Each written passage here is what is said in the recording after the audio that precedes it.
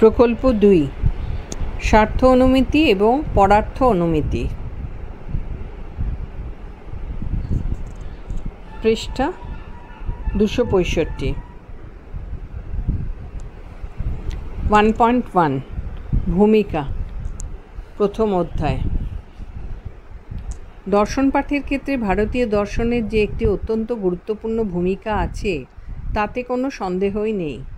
ভারতীয় দর্শনের ক্ষেত্রে আবার ন্যায় দর্শনের গুরুত্বটি অত্যন্ত বেশি, কারণ এই ন্যায় দর্শনই সর্বশাস্ত্র প্রদীপস্বরূপ বলা হয়েছে। ভারতীয় দার্শনিক সম্প্রদায়গুলির মধ্যে এই ন্যায় দর্শনই হল সবচেয়ে যুক্তিনিষ্ঠ ও তথ্যবহুল সম্প্রদান রূপে গণ্য।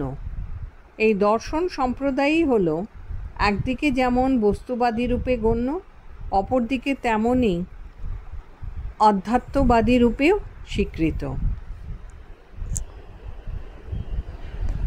সুতরাং দেখা যায় যে ভারতীয় দার্শনিক সম্প্রদায়গুলির মধ্যে ন্যায় দর্শনই হল বৈচিত্র্যে ভরা। ন্যায় দর্শনের এই বৈচিত্র্যপূর্ণ চরিত্রটিকে উন্মোচন করার জন্য আমরা ন্যায় দর্শনের স্বার্থ অনুমিতি এবং পরার্থ অনুমিতিকে আলোচনার অন্তর্ভুক্ত করলাম। 1.2 প্রকল্প।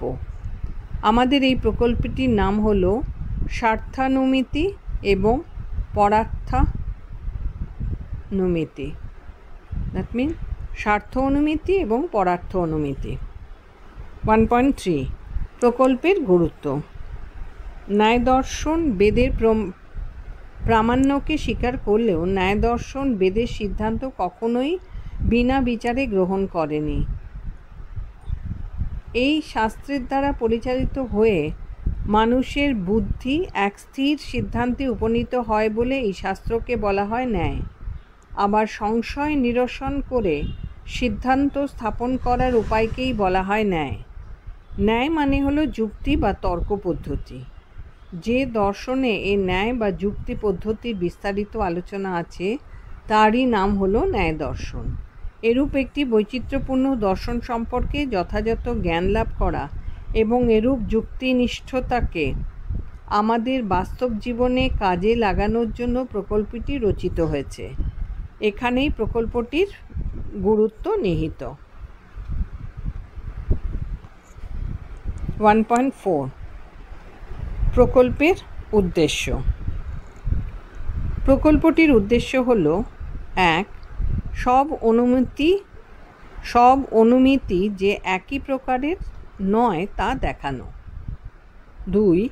নিজের জন্য যেমন অনুমিতি হয় তেমনি অপরের জন্য অনুমিতি হয় তা প্রমাণ করা। 3. এদের প্রকাশযোগ্যতা নিয়ে আলোচনা করা। 4.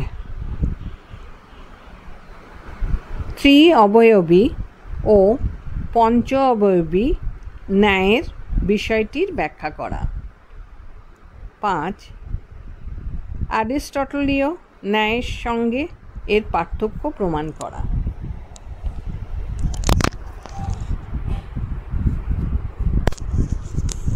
1.5 কর্ম পরিকল্পনা।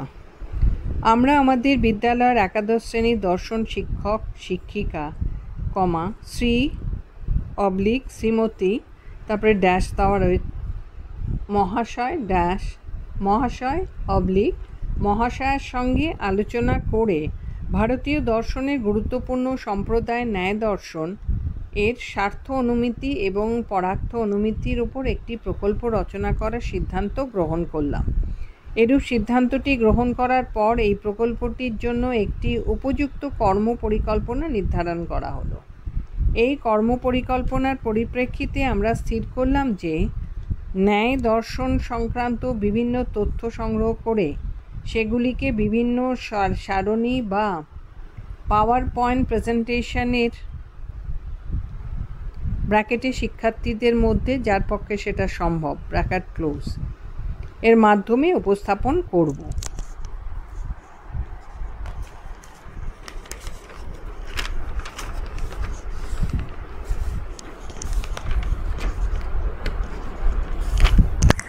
পৃষ্ঠা 266। 2.1 দ্বিতীয় অধ্যায়, তথ্য সংগ্রহ। প্রকল্পটিকে যথাযথভাবে উপস্থাপিত করার জন্য আমরা এই সম্পর্কিত বিভিন্ন তথ্য বিভিন্ন উৎস থেকে সংগ্রহ করেছি। সবার আগে আমরা তথ্য সংগ্রহের জন্য পশ্চিমবঙ্গ উচ্চ মাধ্যমিক শিক্ষা সংসদের অনুমোদিত একাদশ শ্রেণীর পাঠ্যগ্রন্থের ওপর নির্ভর করেছি। আরও নির্ভর করেছি ছায়া প্রকাশনীর একাদশ শ্রেণীর দর্শন শিক্ষকের ওপর।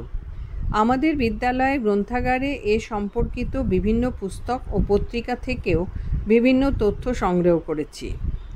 আমাদের বিদ্যালয়ের দর্শন শিক্ষক শিক্ষিকার কাছ থেকেও বহু তথ্য জানতে পেরেছি।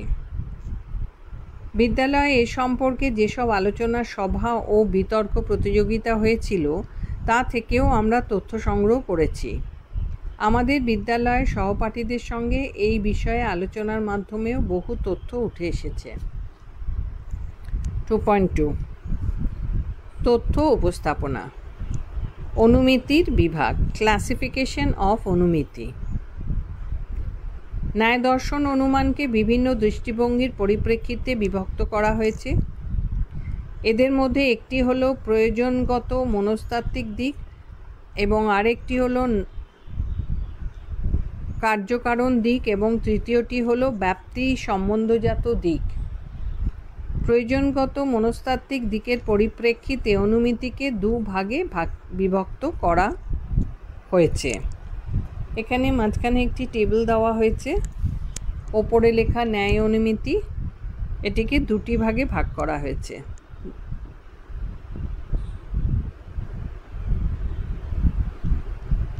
একটা হলো প্রয়োজনগত মনস্তাত্ত্বিক সম্বন্ধীয়, আরেকটা হলো ব্যাপ্তি সম্বন্ধীয়। প্রয়োজনগত মনস্তাত্ত্বিক সম্বন্ধীয়কে আবার দুটি ভাগে ভাগ করা হয়েছে, স্বার্থ অনুমিতি ও পরার্থ অনুমিতি। আর ব্যাপ্তি সম্বন্ধীয় একে তিনটি ভাগে ভাগ করা হয়েছে, কেবলাদ্বয়ী, কেবল ব্যতিরেকী, অন্বয় ব্যতিরেকী। আর ন্যায় অনুমতি থেকে একটা অ্যারো দিয়ে লেখা হয়েছে কার্যকারণ সম্বন্ধীয়।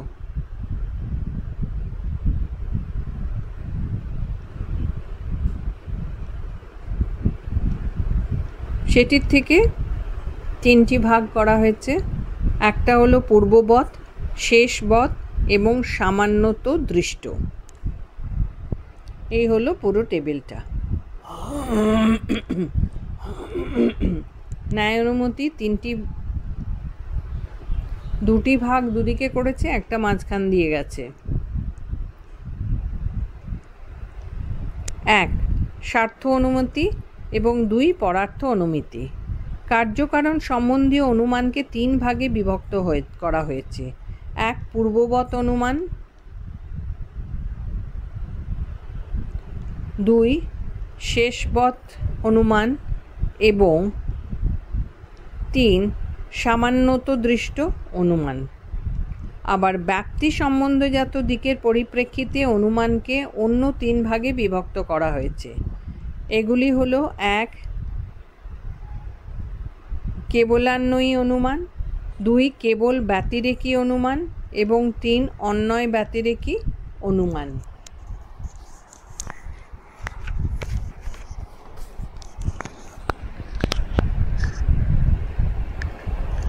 স্বার্থ অনুমতি। স্বার্থানুমিতির অর্থ হলো নিজের জন্য জ্ঞান লাভ। এক্ষেত্রে শুধু নিজের জন্যই অনুমান করা হয়, পরের জন্য নয়। সুতরাং অপরের কাছে এই ধরনের অনুমান প্রমাণের প্রশ্ন ওঠে না। অনুমিতির ক্ষেত্রে দেখা যায় যে পক্ষে সাধ্যের সন্দেহ হলেই আমরা অনুমানে প্রবৃত্ত হই। এইভাবে পক্ষ তথা দূরের পাহাড়ে সাধ্য তথা আপন এবং অস্তিত্ব বিষয়ে সন্দেহ হলেই সেই সন্দেহ নিবৃত্তির জন্য আমরা অনুমান করতে প্রবৃত্ত হই যে দূরের পাহাড়ে আগুন আছে কি নেই। স্বার্থানুমানের ব্যুৎপত্তিগত অর্থ হল স্ব মানে নিজের প্লাস অর্থ হলো বিষয়ে বা প্রয়োজনে প্লাস অনুমান পরোক্ষ জ্ঞান। সুতরাং যে অনুমানের সাহায্যে নিজের বিষয়ে পরোক্ষ জ্ঞান লাভ হয় তাকেই বলে স্বার্থ অনুমিতি। স্বার্থানুমানে অনুমানকর্তা তার নিজের উদ্দেশ্য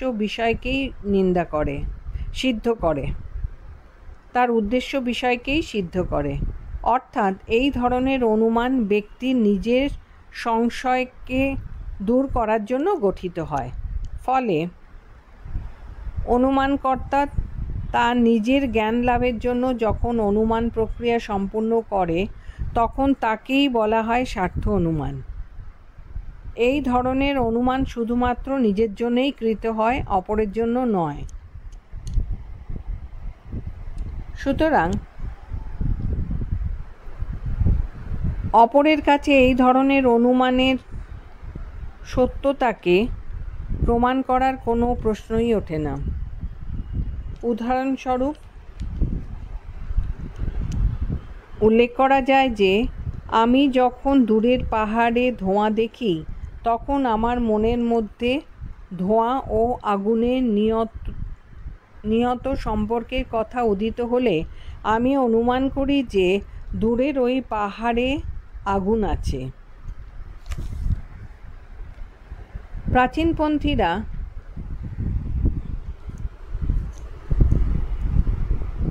পক্ষধর্মতা জ্ঞান বা পরামর্শ জ্ঞানকে স্বার্থ অনুমানের ভিত্তিরূপে অভিহিত করেছেন।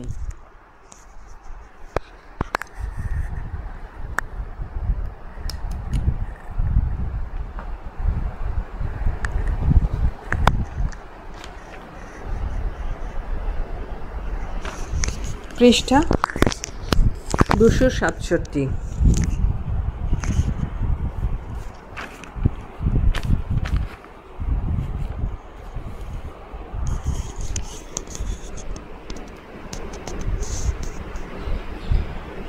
পরার্থ অনুমিতি বা পঞ্চনয়নী সার।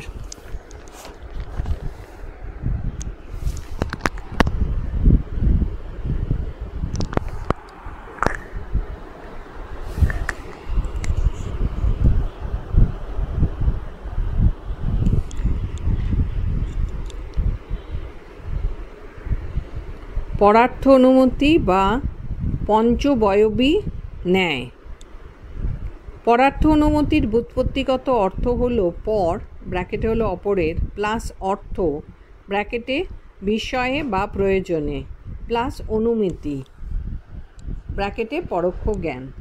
সুতরাং যে অনুমানের সাহায্যে অপরের কাছে কোনো বিষয়কে সিদ্ধ বা প্রমাণ করা হয় সেই অনুমানকেই বলা হয় পরার্থ অনুমিতি। এই ধরনের অনুমানজাত জ্ঞান অপরের সংশয়কে দূর করার জন্য গঠিত হয়। আমরা শুধুমাত্র নিজের জ্ঞান লাভ করেই ক্ষান্ত হই না, আমরা যে জ্ঞান আহরণ করি তা অপরের কাছে বিতরণও করি।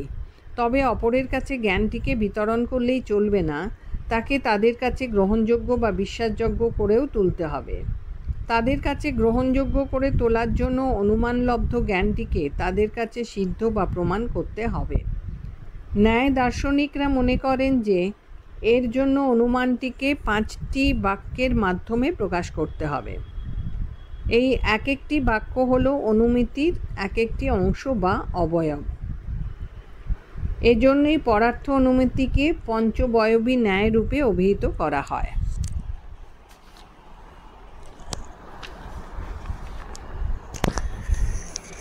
1. ন্যায়ের অবয়ব বাক্যসমূহ। পঞ্চাবয়বী ন্যায়ের ক্ষেত্রে যে পঞ্চা অবয়ব বাক্য বিদ্যমান সেগুলি হল যথাক্রমে প্রতিজ্ঞা, হেতু, উদাহরণ, উপনয় এবং নিগমন। একটি উদাহরণের সাহায্যে ব্যাপারটিকে আরও সহজভাবে উপস্থাপিত করা যেতে পারে।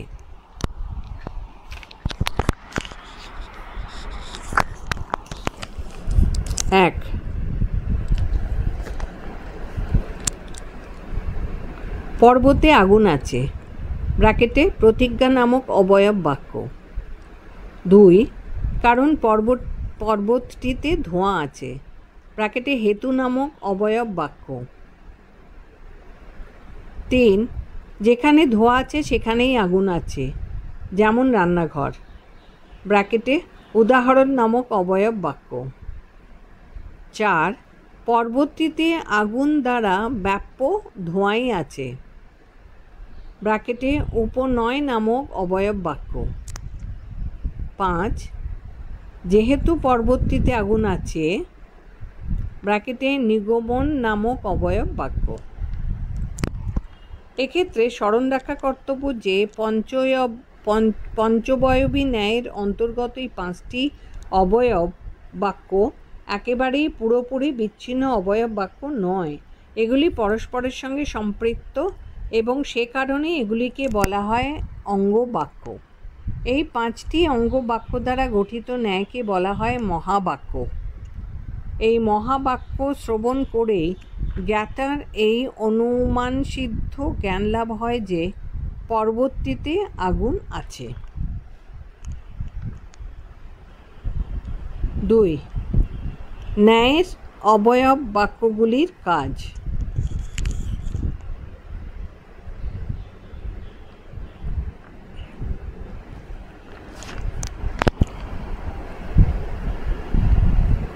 ন্যায় মহাবাক্যের অন্তর্গত 5টি অবয়ব বাক্যের কাজগুলি হল: 1, প্রতিজ্ঞারূপ অবয়ব বাক্য। মহাবাক্যের অন্তর্গত প্রথম অবয়ব বাক্যটি হল অনুমানের প্রতিপাদ্য বিষয়, একেই ন্যায় দর্শনে বলা হয় প্রতিজ্ঞা। সুতরাং যে অবয়ব বাক্যে বক্তা তার প্রতিপাদ্য বিষয়টিকে বাক্যের আকারে প্রকাশ করে তাকেই বলে প্রতিজ্ঞা বাক্য। 2, হেতুরূপ অবয়ব বাক্য। মহাবাক্যের দ্বিতীয় অবয়ব বাক্যটি হল হেতু বাক্য। প্রতিজ্ঞা নামক অবয়ব বাক্য সাধ্যকে নির্দেশ করে, আর যে বিষয় সেই সাধ্যকে তা জানিয়ে দেয় তাকে বলে হেতু। এই হেতুর অন্য নাম হল লিঙ্গ। 3, উদাহরণস্বরূপ অবয়ব বাক্য। মহাবাক্যের তৃতীয় অবয়ব বাক্যটি হল উদাহরণ। এই উদাহরণরূপ অবয়ব বাক্যটি হল একটি সার্বিক বচন। এই বচনের মাধ্যমে প্রতিজ্ঞা বাক্য এবং হেতু বাক্যের মধ্যে যে ব্যাপ্তি সম্পর্কটি আছে তা উল্লেখ করা হয় এবং একটি অতি পরিচিত দৃষ্টান্তের সাহায্যে তাকে সমর্থন করা হয়। 4, উপনয়রূপ অবয়ব বাক্য। মহাবাক্যের চতুর্থ অবয়বকে বলা হয় উপনয়। উপনয় নামক অবয়ব বাক্যের মূল কাজ হল উদাহরণে যে সামান্য বা সার্বিক বচনকে দৃষ্টান্ত সহযোগে উল্লেখ করা হয়েছে তাকে একটি বিশেষ ক্ষেত্রে প্রয়োগ করা। অর্থাৎ উপনয় বাক্যে ব্যাপ্তি বিশিষ্ট জ্ঞানকে একটি পক্ষে উল্লেখ করা হয়। অনেকে অবশ্য মনে করেন যে উপনয় নামক অবয়ব বাক্যটি হেতু নামক অবয়ব বাক্যের নিছক পুনরাবৃত্তি, কিন্তু ন্যায় দার্শনিকরা এটা স্বীকার করেন না, কারণ এই অবয়ব বাক্যে দেখানো হয় যে হেতুপদটি সাধ্যপদের সঙ্গে ব্যাপ্তি সম্পর্কে আবদ্ধ, সেই হেতুপদটি পক্ষপদেও উপস্থিত।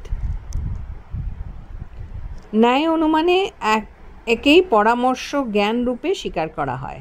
সুতরাং এই অবয়ব বাক্যের মূল কাজ হল সিদ্ধান্ত গ্রহণের পূর্বে পরামর্শ তথা ব্যাপ্তি বিশিষ্ট পক্ষ ধর্মতা জ্ঞানকে উল্লেখ করা।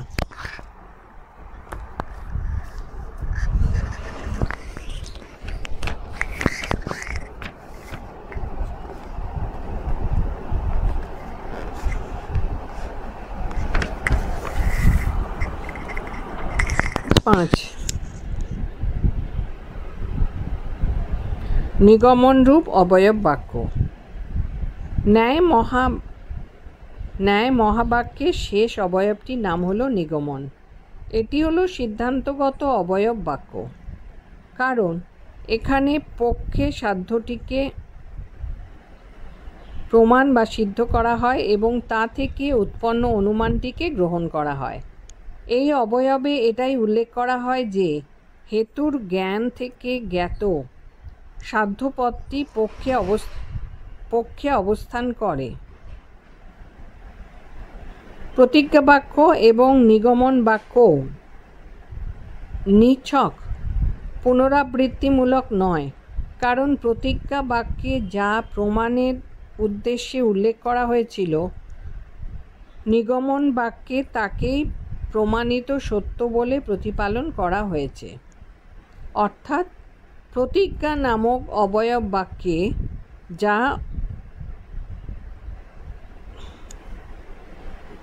অপ্রমাণিত, নিগমন নামক অবয়ব বাক্যে তাই প্রমাণিত।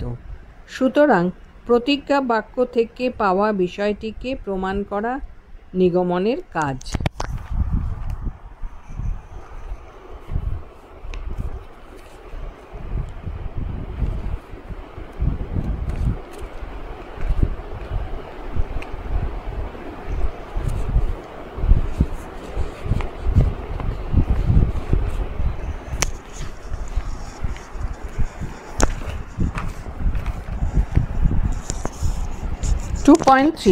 সিদ্ধান্ত।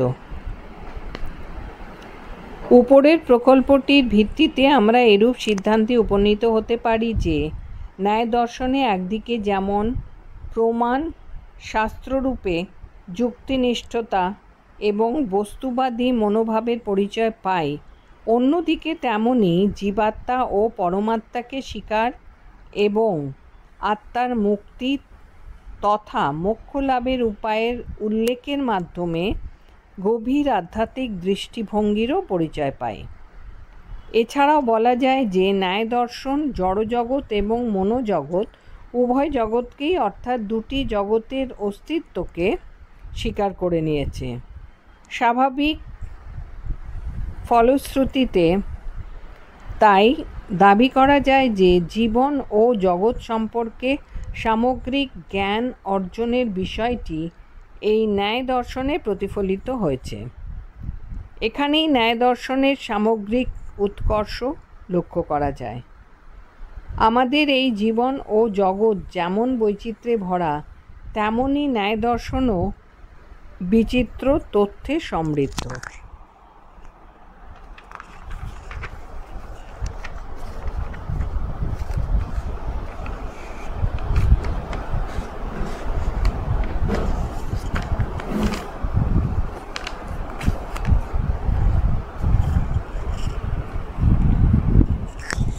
পৃষ্ঠা 268।